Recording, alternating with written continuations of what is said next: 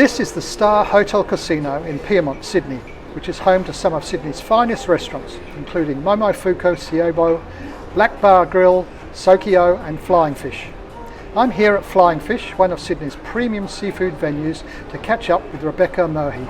Rebecca is a talented young chef who has won numerous awards, including La Chaîne de Rôtissiers Best Regional Chef twice. Rebecca started at the Star Culinary Institute immediately after school and has worked in 10 different venues during her apprenticeship at the Star. She is currently a junior sous chef at the Flying Fish. Rebecca, welcome to G&M. Thank you. You joined the Star Culinary Institute straight after school, after your thing. Yeah. Did you always know you wanted to be a chef? I didn't actually know what I wanted to do when I finished school, but during the process of doing my HSC, my hospitality teacher actually recommended this job to me, and I got straight into it. I did an interview and I fell in love with it, so I just went ever since then, and 2 days after the completion of my HSC, I jumped into a 3-year apprenticeship. Wonderful. Yeah. Who inspired you to cook?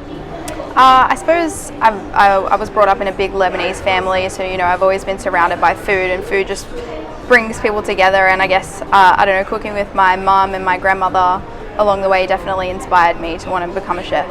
Okay. And your apprenticeship gave you experience in several hatted restaurants, including Momofuku Siebo. How important was this, and which was your favourite?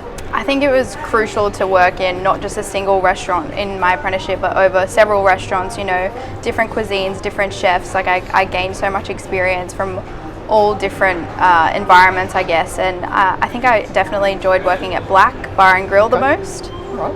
Why was that?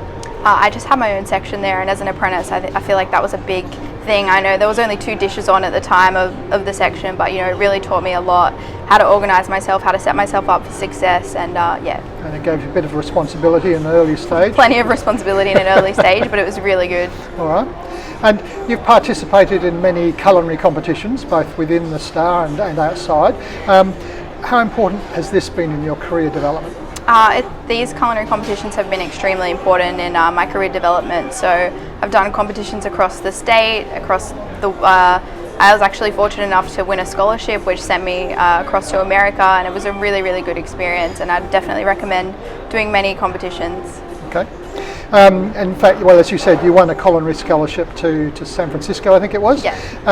Tell us a bit more about this. What did you do there? So I went to San Francisco, and I didn't really know where I was going from there, but I messaged some chefs, and then I was fortunate enough to work in a 3 Michelin star restaurant called Qua. Yep. So that was an extremely crucial part of my career.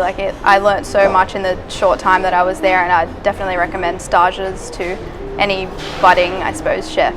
And did you do different stations when you were in that restaurant, or did you largely just observing, or you? I was mostly observing, prep hand, but I did quite a bit of pastry in there, which I'm not super familiar with, but it was really, really good. The pastry chef there, she took me under her wing, and it was a very daunting environment, but nonetheless it was definitely worth it. A really good experience. And would you work overseas again, do you think? I think I would in the coming years. I know it just depends, I guess, on the next few months and where it takes me. Okay. And how would you describe your philosophy on food and cooking? What's most important to you? I love simple food. I love humble food, not overpowering flavors. I don't like putting too much on a plate. I just like making sure every ingredient works with each other, and I suppose that's part of growing up with my heritage. Yeah. Okay. And what was the first dish you learnt to cook? First dish I learned to cook would probably be an Arabic dish. I think it's water anab, so it's like a stuffed vine leaf with rice, and still to this day it's one of my favourite dishes. Do you cook at home as well? Yeah, I cook it at home all the time. All right. And looking back on your apprenticeship and development, is being a chef what you thought it would be when you left school, or is it different? I mean, I think I didn't know what to expect when I left school, but coming into such a big environment, it was really overwhelming. But everyone in the Star especially has been just supportive along the whole way, and I'm extremely grateful for that. Right. So, excellent. And we're lucky in Australia to have a very multicultural approach to food and cuisine, and you get exposed to different styles. What's your favourite style of cuisine? I suppose French with like modern Australian twist to it, I think. Because you will have experienced a wide range here at the Yeah, start, absolutely. There's definitely a lot of Asian influence, but yeah. Okay. Would you like those classic techniques of French? Classic, yeah, but bringing it into modernisation, I guess, today. All right, excellent. And what advice would you give to someone just starting out in their career? Just continuously learn as much as you can. Keep an open mind.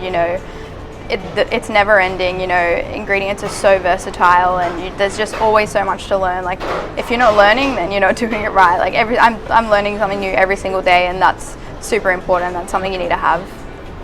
All right. Well, thank you, Rebecca. Thank you for giving us your time today, and we really look forward to seeing you progressing through the future, and you are competing again, I think, with Chandler this year. April. In April. So well done. Congratulations. Thank you and so keep much. going.